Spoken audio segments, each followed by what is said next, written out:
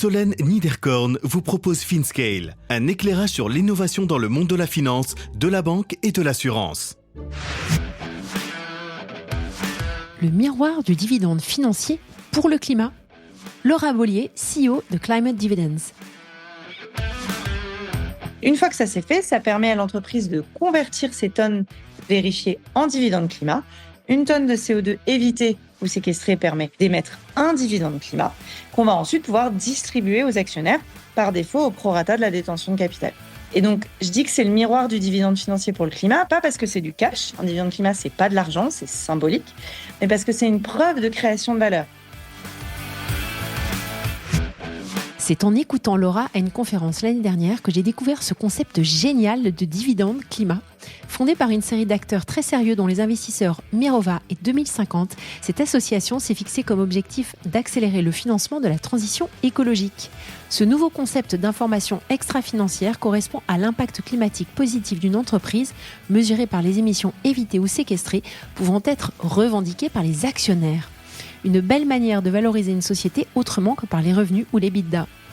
Laura fait preuve de pédagogie et ce, avec beaucoup d'humour. Bonne écoute à tous. Bonjour à tous, bonjour Laura. Bonjour Solène. Merci de m'accorder du temps pour cet épisode sur FinScale que j'ai dans un petit coin de ma tête depuis que je t'ai entendu parler à France Digital en septembre dernier. Je trouvais que tu étais passionnante. Oui, pas de pression pour commencer. Non, et c'était très rafraîchissant ce que tu racontais devant cette salle. Donc, je suis très, très honorée que tu m'accordes un peu de temps. J'aimerais quand même que tu prennes 5 minutes pour te présenter à nos auditeurs. Ouais, écoute, merci beaucoup et ravie de pouvoir échanger aujourd'hui. Donc, moi, j'ai un parcours assez classique. J'ai fait une école de commerce et avec un master spécialisé en entrepreneuriat. Et en fait, moi, depuis que je suis petite, j'ai envie de faire des choses qui ont de l'impact, de l'intérêt général. Alors, ça a toujours été un peu flou. Quand j'étais plus jeune, je pensais plutôt à des trucs politiques. Et puis, au fur et à mesure de mes études, je me suis rendu compte que l'entrepreneuriat, c'était un super moyen d'avoir un impact, notamment aujourd'hui, dans une société tourne pas mal autour des entreprises, pour le meilleur et pour le pire, mais voilà. Et donc, c'est comme ça que, en dernière année de mon école de commerce, c'est vraiment juste à la sortie, j'ai monté une première entreprise avec 3 autres associés qui s'appelait Cobus et qui était dans la santé. L'idée, c'était vraiment d'aider les professionnels de rééducation, à commencer par les kinés, à pouvoir plus facilement analyser leurs patients, les suivre et valoriser leur travail dans une logique de parcours de soins, notamment auprès des médecins. Donc, c'était un logiciel. On a fait ça pendant 5 ans. Et on a eu la chance de pouvoir revendre l'entreprise en 2021 à un grand groupe de logiciels médical qui s'appelle CGDIM. Et quand on a revendu, j'ai pris du temps, des vacances, et je me suis demandé qu'est-ce que je voulais faire ensuite. Et c'était vraiment le moment où moi, je voulais me recentrer sur des choses qui me parlaient encore plus que la santé. Et ces 2 grandes thématiques qui étaient l'éducation et l'environnement. Et donc, c'est comme ça que j'ai cherché des nouveaux projets dans ces sujets-là et que je suis tombée sur le projet actuel, dont je pense qu'on va reparler, mais qui s'appelle les dividendes climat ou Climate Dividends en anglais. Et que je me suis lancée là-dedans puisque ça avait le grand intérêt de concilier à la fois une démarche hyper entrepreneuriale, qui est en fait moi ce que j'aime faire dans la vie, je crois, et de l'impact. Et donc de mettre ce côté ambitieux, innovant, très agile au service de l'impact, c'était une très très belle découverte pour moi. Super, alors comment tu avais entendu parler de ce projet ? En fait, les dividendes climat, c'est un concept qui avait été un peu inventé, si on peut dire, par différents acteurs, dont Team for the Planet, qui est un sorte de fonds d'investissement citoyen à but non lucratif, une sorte d'OVNI un peu quand même, et d'autres acteurs, des gens comme l'ADEME, qui est l'Agence de la transition écologique du gouvernement français, des entreprises comme Sweep, enfin bref, pas mal de monde qui avait un peu planché sur ce sujet. Et au bout de 9 mois, ils se sont dit, mais il y a vraiment un truc à faire, ça correspond à un besoin. Donc, si on veut que ça fonctionne et que ça ait l'impact qu'on veut que ça ait, en fait, il faut que on trouve quelqu'un qui porte ce projet, parce qu'il ne faut pas que ce soit le side project de tout le monde et il faut que ça soit neutre. Et donc, ils ont cherché à recruter un ou une entrepreneuse qui allait prendre le projet à bras-le-corps et le développer. Et donc, cette personne, c'était moi. Enfin, du coup, moi, j'ai trouvé cette offre. Génial. Je comprenais pas trop. Il était marqué CEO de Climate Dividends. J'ai dit, bon, on va voir ce que ça veut dire. Quand j'ai pris le job, j'avais toujours pas très bien compris. Et puis d'ailleurs, prendre le job, c'était un truc assez flou puisque de toute façon, il n'y avait pas de structure, pas de salaire, pas de rien du tout. Donc, c'était résolument entrepreneurial. Mais je sais pas, la philosophie, tout m'a vachement séduite. Et donc, j'ai commencé à faire ça en septembre 2022 et on a créé officiellement l'association en tout début 2023. Parfait, merci beaucoup. Tu as cité plein de noms de personnes que j'ai reçues ou pas sur mon podcast, que j'admire beaucoup et qui font un taf formidable. Alors, j'aurais aimé quand même qu'on revienne sur des notions parce que je pense que plein de gens font un petit peu, se mélangent un peu les pinceaux. Et à juste titre, parce qu'il y a beaucoup de choses qui sont publiées, il y a beaucoup de réglementations qui sortent et on ne sait plus trop où on en est. Est-ce que tu pourrais revenir sur des définitions de base et notamment la différence entre l'empreinte carbone, qui est l'impact négatif, Ouais. et l'impact climatique positif? C'est bête comme question, mais je pense que tu vas répondre à beaucoup d'interrogations dans les personnes que nous écoutent, à commencer par moi. Non, c'est pas du tout bête comme question. Moi, ça fait partie, je sais pas, c'est peut-être 20% de mon taf d'expliquer ça, je crois. Donc, aucun problème. Si ça te va, je vais prendre un exemple concret parce que je pense que c'est ce qu'il y a de mieux pour que ça soit compréhensible. Si on prend une situation de moi, je vais être un industriel qui fait des briques pour de la construction. Pour faire ces briques, j'ai besoin de plusieurs choses, mais si je suis très schématique, j'ai besoin d'eau, j'ai besoin d'argile et j'ai besoin de chaleur parce qu'ensuite, il faut que je sèche mes briques. Et cette chaleur, je la produis, disons, à la base, en brûlant du gaz. Donc, grâce à toute cette embrouille, je fais mes briques. Et ça, ça pollue parce qu'en fait, il y a du gaz qui est brûlé, ça émet des gaz à effet de serre. Donc, on parle de CO2, mais en fait, c'est CO2 équivalent. Donc, c'est globalement tous les gaz ramenés à une sorte d'équivalence en CO2.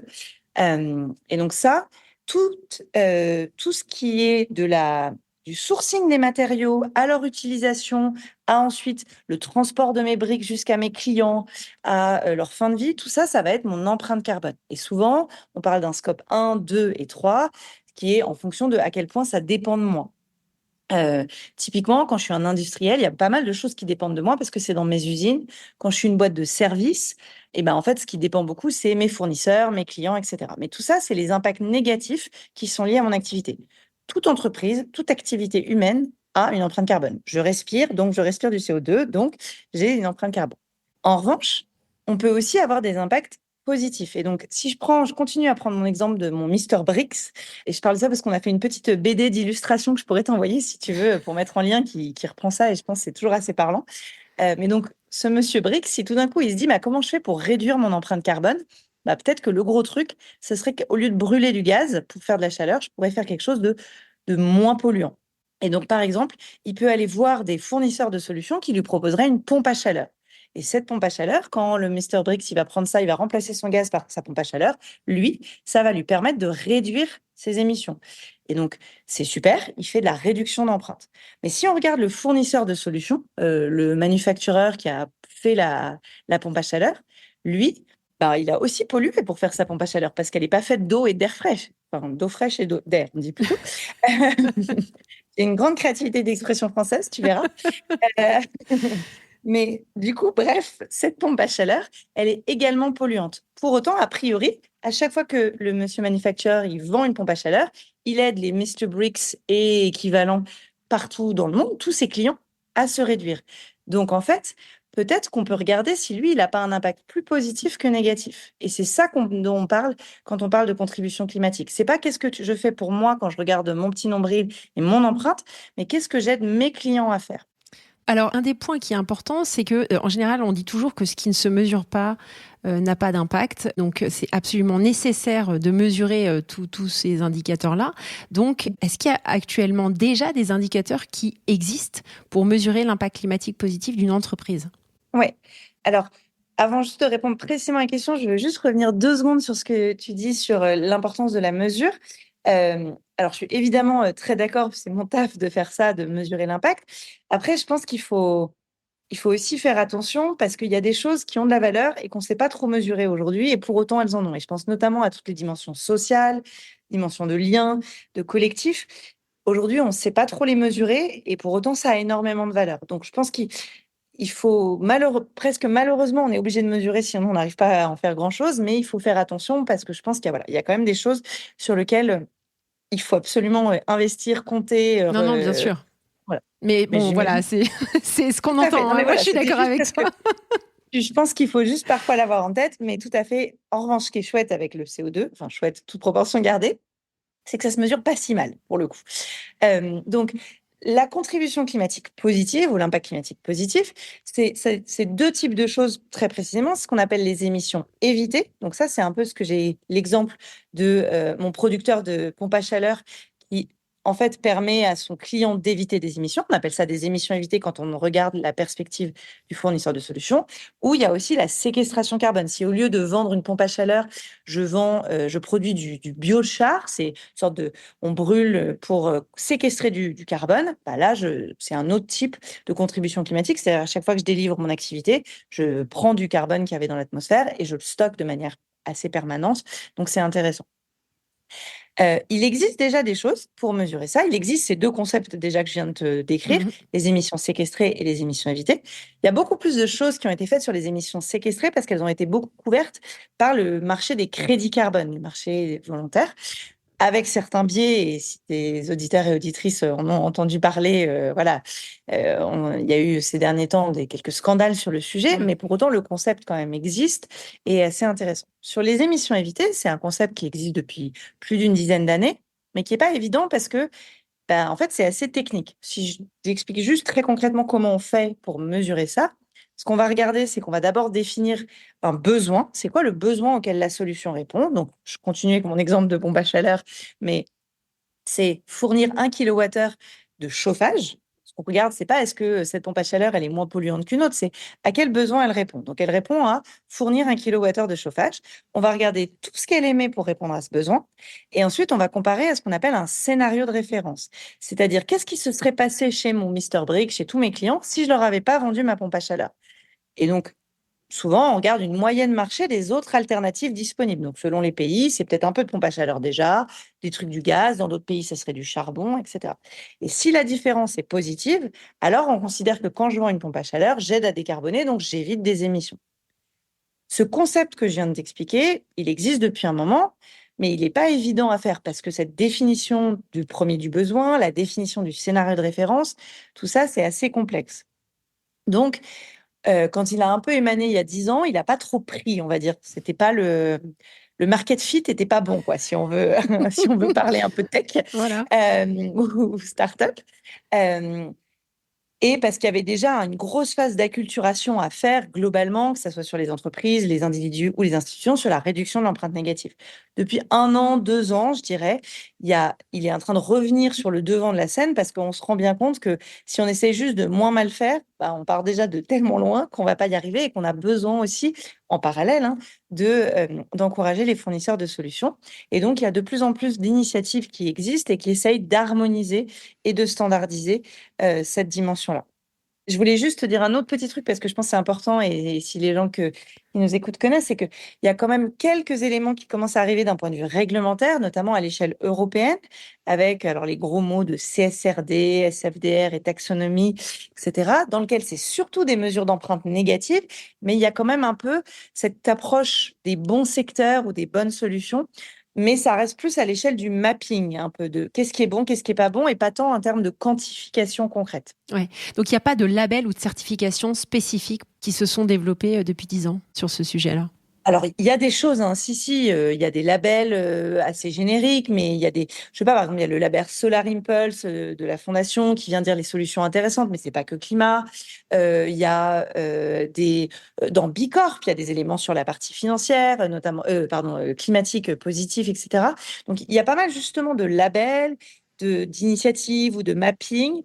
Ce qu'il n'y a pas forcément, c'est de mesure de l'unité de valeur qui soit standard et partagée. Ouais. Et c'est là où nous, on a voulu essayer de travailler. C'est un niveau un peu différent, mais c'est exactement comme en finance, pour dire une entreprise, elle va bien ou pas, ou elle est rentable ou pas, bah, tu as besoin du concept d'EBITDA ou de chiffre d'affaires ou de BFR. Si tu n'as pas ces trucs, bah, en fait, derrière, quand tu dis une entreprise, elle va bien économiquement, ça peut vouloir dire peut-être beaucoup de choses très différentes finalement. Je vois tout à fait. Alors, Voilà. dans ce que tu vois, parce que tu es très en lien avec toutes ces entreprises, est-ce qu'il y a quand même Ouais. des secteurs qui sont plus en avance, donc peut-être des gros pollueurs, je pense aux bâtiments par exemple, qui sont plus en avance que d'autres, peut-être en finance, où c'est plus diffus et tu as moins l'impression que tu as un impact, que tu peux avoir un impact positif. Je ne sais pas si c'est facile de répondre à cette question. Alors, je dirais pas que c'est facile, mais je peux quand même y répondre. Euh, Il y a clairement le secteur financier, c'est pas le secteur le plus avancé, notamment parce que c'est très indirect. Donc au départ, pour les financiers, c'est surtout de réduire ou de travailler sur leur portefeuille ou leurs clients. Je pense qu'il y a quand même effectivement des secteurs qui, parce que c'était des gros pollueurs et en même temps des gros porteurs de solutions. Tu parlais du secteur du bâtiment, c'est vraiment un super exemple parce qu'en fait, c'est à la fois très polluant et à la fois il y a des tels leviers de décarbonation, à la fois en termes de je suis un industriel, je me décarbone, ou je peux être un porteur de solutions parce que je propose de la rénovation, parce que je propose de l'isolation. Donc ça, c'est des secteurs qui, euh, qui se sont quand même plutôt, qui commencent à bien s'emparer de ces sujets. Mais typiquement, le bâtiment, c'est un sujet très complexe parce qu'il y a énormément d'acteurs différents, plein de cas d'usage, etc. Je pense que les secteurs comme les énergies renouvelables sont un des secteurs les plus avancés là-dessus parce qu'ils ont été pensés dès le départ pour ça, ou l'économie circulaire, mais c'est pas toujours évident à mesurer l'économie circulaire, donc voilà. Euh, Après, je trouve qu'il y a un petit truc qui est intéressant à avoir en tête, c'est tu as des secteurs qui, en fait, ont mis un peu de temps à s'intéresser à cette partie positive parce qu'ils savaient qu'ils étaient déjà des bons secteurs. Tu vois, quand tu faisais du recyclage, par exemple, Oui. bah, tu t'étais toujours dit, on fait quand même partie de la solution, on n'est pas un gros pollueur méchant qui sert à rien. Et donc, ça leur a mis un peu de temps à se mettre à dire, mais attends, Ouais. ok, mais est-ce qu'on est vraiment tant que ça? Est-ce qu'on est assez efficace, etc. Donc, tu as des parcours un peu divers, on va dire. Bonne Intér- réponse de Normand que j'ai fait ça. Complètement. Est-ce que tu as quand même, juste pour terminer sur cette énorme grosse intro très détaillée, merci beaucoup, d'entreprises, des grosses entreprises qui pour le coup se sont saisies du sujet, je ne sais pas, des entreprises dans le CAC ou dans les grosses ETI? Ouais, ouais, oui, oui. Bah, typiquement, nous, on bosse depuis le début avec le groupe Decathlon, qui n'est pas coté, mais qui est quand même une grosse boîte que je pense que tout le monde connaît, euh, et qui s'est vraiment bien emparé de ces sujets, à la fois sur la partie empreinte négative, parce qu'ils sont très sérieux là-dessus, ils vont être SBTI, mais aussi sur, OK, comment on mesure notre empreinte climatique positive pour que ça nous aide aussi à réorienter notre business. Et c'est ça qui est vraiment intéressant aussi. C'est pas que de regarder, et c'est très bien, hein, mais les startups impact by design, super, mais c'est aussi comment on fait ça pour que ce soit un levier de transition, et de se dire, bon, bah, si on est un groupe qui veut changer ses activités pour aller de trucs qui sont que polluants à des trucs qui aident à la décarbonation et qui font partie de la solution, bah, si on mesure pas ça, un, on ne sait pas quels sont les bons choix à faire, et deux, bah, on va avoir du mal à les valoriser et à faire cette bascule pour abandonner d'anciennes activités et en faire. Donc, typiquement, c'est un groupe que je trouve assez pionnier sur ces sujets, et c'est hyper intéressant de bosser avec eux là-dessus. Super. Alors maintenant, si tu nous plonges un peu plus dans ton quotidien, j'aurais aimé savoir concrètement ce que vous faites, ce que vous organisez et de quelle manière est-ce que tu penses vous contribuer justement à accélérer ce financement de la transition écologique. Ouais. Alors, be ready, ça va être encore plus technique, mais je vais essayer de le rendre le plus compréhensible Ouais, non, mais il possible. y a eu pire que toi comme épisode technique, ne t'en fais pas. C'est vrai? Bon, Ouais. bah, tant mieux. Donc, ce qu'il faut voir, c'est qu'aujourd'hui, il y a beaucoup de choses qui existent sur la partie mesure de l'empreinte négative, comme on en a discuté précédemment, mais sur la partie contribution, mesure de la contribution climatique positive, il n'y a pas grand-chose, il n'y a rien de standardisé, que ce soit à l'échelle des entreprises, et alors encore plus pour les investisseurs qui soutiennent ce genre de projet. Donc, du coup, c'est pas très incitatif pour personne de le faire. Et donc, nous, l'idée du dividende climat, c'est d'être une mesure de cette contribution climatique positive standardisée, donc comparable, transparente et fiable, qui va ensuite pouvoir être valorisée par les investisseurs. Donc, si très concrètement, je continue avec mon super exemple, et ben, cette entreprise, elle va vérifier ses critères d'éligibilité. Il y en a notamment un à l'échelle de l'entreprise, c'est quand même qu'elle doit être engagée dans une transition ou être compatible à horizon 2050 avec l'accord de Paris, histoire de dire que on va pas parler de ce qu'on fait de positif si on est complètement dans les choux à côté, c'est quand même très important. Et ensuite, c'est de vérifier que les activités dont on parle, elles sont bien éligibles. Si c'est ça, elle va pouvoir ensuite mesurer ses émissions évitées ou séquestrées en respectant un protocole que nous, on a mis en place avec, en gros, ce que j'ai expliqué, mais de manière beaucoup plus précise et avec des déclinaisons sectorielles auxquelles on collabore avec différents acteurs pour les faire. Et ensuite, une fois qu'elle a mesuré ça, ça lui donne un calcul. Donc, en 2024, elle va regarder combien elle a eu d'impact en 2023, disons 1000 tonnes de CO2 évitées, juste pour avoir un exemple. Et ensuite, ça va être vérifié par un tiers indépendant qui va venir valider la méthodo, vérifier le calcul. Si j'ai dit que j'avais eu 1000 parce que j'ai vendu 200 pompes à chaleur, est-ce que j'ai vraiment fait ce que j'ai dit? Et une fois que ça s'est fait, ça permet à l'entreprise de convertir ces tonnes vérifiées en dividendes climat. Une tonne de CO2 évitée ou séquestrée permet d'émettre un dividende climat qu'on va ensuite pouvoir distribuer aux actionnaires par défaut au prorata de la détention de capital. Et donc, je dis que c'est le miroir du dividende financier pour le climat, pas parce que c'est du cash. Un dividende climat, c'est pas de l'argent, c'est symbolique, mais parce que c'est une preuve de création de valeur. Et un dividende financier, c'est du cash, ça c'est sûr, mais c'est aussi une preuve de création de valeur économique. Et donc là, l'idée, c'est de se dire, on reconnaît un autre type de création de valeur qui est une création de valeur climatique et on la distribue aux actionnaires. Est-ce que tu discutes de ça avec les actionnaires? Est-ce que tu discutes de ça avec les gérants de fonds avec lesquels tu travailles? Et c'est quoi, leur réaction, leur première réaction? Ouais.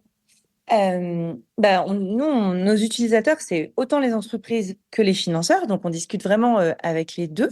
Et en fait, pour les deux, ce qui ressort, c'est qu'il y a deux principales valeurs ajoutées et intérêts. La première, c'est déjà de faire émerger cet indicateur standardisé de cette partie positive, en complément évidemment de la partie négative.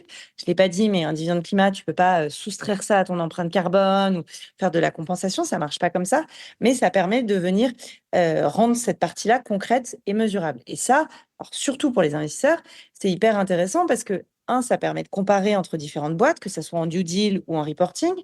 Ça va permettre de mesurer l'évolution d'une entreprise entre le moment où tu as investi ou non. Et ça permet aussi de valoriser l'impact. Tu as beaucoup de fonds aujourd'hui qui veulent être à impact. Si le seul truc que tu peux mesurer quand tu es un fonds à impact, c'est à quel point tu as un moindre impact négatif, c'est quand même pas très excitant comme histoire, quoi. C'est important dans plein de cas et c'est déjà très chouette, mais c'est aussi cool de montrer que tu as un impact climatique positif sans entrer dans du greenwashing, sans que ça soit n'importe quoi. Donc, ils sont déjà assez contents d'avoir quelque chose qui va être fiable et qui va être comparable et mesurable, même d'ailleurs pour eux, quand tu parles à des GP, pour attirer leurs LPs et se dire, moi, je suis un fonds à impact plus performant ou pas que les autres. Ça, c'est la première chose et d'ailleurs, en miroir, c'est pour ça que ça intéresse ces entreprises. Et la deuxième partie, c'est l'intérêt du dividende climat qui crée vraiment un pont et un lien traçable entre ces notions d'impact et cette logique économico-financière. Comme tu le vois, expliquer les émissions évitées, ça prend un peu de temps, c'est un peu compliqué. Et donc, si on attend que tout le monde soit formé à mon Mister Bricks et mon fournisseur de pompes à chaleur, on aura tous rôti d'ici là. Donc, l'idée étant d'essayer, par le concept de dividende climat, d'avoir quelque chose de plus vulgarisant, qui a une connotation positive de création de valeur et qui s'appuie sur des mécanismes qu'on connaît, qui reproduit ceux des dividendes financiers, pour que ça aille beaucoup plus vite dans une intégration, dans une logique économico-financière, notamment qu'on puisse tenir compte de ça dans des due diligence, en faisant des projections, et surtout, qu'on puisse tenir compte de ça dans la valorisation financière des entreprises. Mmh. Et donc là, c'est le point le plus technico-financier, mais en vrai, c'est pas si compliqué, ça fait des gros mots, mais l'idée, c'est que les dividendes climat, ça aide à valoriser ce qu'on pourrait appeler un goodwill climatique. Du coup, l'idée, c'est que ça permet de financiariser, de quantifier ce goodwill climatique, parce qu'aujourd'hui, tout le monde en parle, mais en fait, personne ne le paye parce qu'on ne sait pas très bien quoi en faire de ce goodwill climatique. Donc, du coup, là, on travaille sur, c'est quoi? C'est une projection de dividende climat auquel, à ce moment-là, on peut donner une valeur. Et donc, voilà. Et ça intéresse beaucoup les financiers parce que ça permet d'aligner aussi le côté réussite économique et impact. Et potentiellement, ça augmente la valeur de leur boîte, ce qui est toujours satisfaisant pour un financier finalement. C'est clair. Alors, comment tu parviens à emmener cette communauté de financeurs? Est-ce que tu fais du levier sur On parlait de France Digital, il y a France Invest, en tout cas en France, au Luxembourg, il y a plein d'autres associations, Belgique, moi j'en connais un peu partout en Europe. Est-ce que ça, c'est un des moyens? Est-ce que c'est aussi de travailler main dans la main avec l'Europe pour essayer de diffuser l'idée, en tout cas qu'elle soit reprise éventuellement dans une nouvelle mouture de réglementation européenne? Quelle stratégie de déploiement vous avez en tête? Si j'essaie de donner une vision un tout petit peu structurée, je dirais qu'on a deux deux leviers, enfin deux axes principaux. Un axe qui va être assez politique, plaidoyer, qui est de se dire comment on fait pour que les dividendes climat soient intégrés dans des ratios. Parce que le dividende climat en tant que tel, c'est pas un label, donc c'est une unité de mesure, donc je sais pas, un ratio euro investi dividende climat ou pour côté entreprise, chiffre d'affaires vs dividende climat émis. Donc comment on fait pour que ces ratios-là soient intégrés à la fois dans de la réglementation européenne, donc dans effectivement les prochaines versions des CSRD, SFDR, etc., qui pour l'instant, comme je disais, sont surtout sur la partie négative. Donc l'idée, c'est quand on arrive un peu sur cette partie positive, ils puissent s'appuyer sur ça et qu'on puisse contribuer à ce que ça aille un peu plus vite. Mais aussi sur ce que j'appellerais de la réglementation privée. Tout ce qui est agence de notation ou framework, des EcoVadis, des ACT, des CDP, etc. Donc ça, on commence, on est mentionné dans Act for Finance, par exemple. Mais ça prend du temps, c'est normal parce que il faut y aller petit à petit. Et en parallèle de ça, on a un axe beaucoup plus concret et qui avance beaucoup plus vite, qui est l'axe opérationnel, on va dire bottom-up, où là, on travaille avec des entreprises et des investisseurs pour tester et faire le process. Donc, la première année où on s'est lancé en 2023, on avait 13 entreprises et leurs investisseurs. Cette année, on en a 38, si je ne me trompe pas, et leurs investisseurs. Et l'année prochaine, on voudrait essayer de doubler, voire tripler encore. Et donc ça, ce sont que des entreprises qui rentrent dans le process et qui font les étapes que je vous ai décrites précédemment. Ce qui est intéressant de voir, c'est qu'elles arrivent soit par elles-mêmes, soit par leurs investisseurs. De plus en plus, c'est les investisseurs que ça intéresse parce qu'ils veulent valoriser, parce qu'ils veulent comparer tout ce qu'on vient de se dire et qui vont donc en parler à leur boîte de portefeuille, voire même là, on commence à avoir des premières discussions avec des fonds qui nous disent, ah bah là, on lance un nouveau fonds, ça nous intéresserait de voir comment on peut mettre ça parce que ça va être un fonds climatique, dans les term sheets ou dans le process automatique. Voilà. Et en parallèle de bosser avec des acteurs singuliers, bah, effectivement, on essaye de bosser avec tous les réseaux et syndicats professionnels, investisseurs, mais aussi entreprises, à l'échelle française, à l'échelle européenne, à l'échelle internationale, de manière plus globale. Voilà. Et le dernier point, je pense, qui peut être intéressant vu le sujet là, c'est que on travaille, cette année, on a lancé un groupe de travail avec des financiers, des chercheurs, des experts et des expertes sur, OK, très concrètement, comment on construit cet argumentaire financier pour les dividendes climat. Donc, c'est quoi les bons ratios? Comment on propose une méthode pour l'intégrer en due deal? Comment on propose une méthode pour l'intégrer en valo?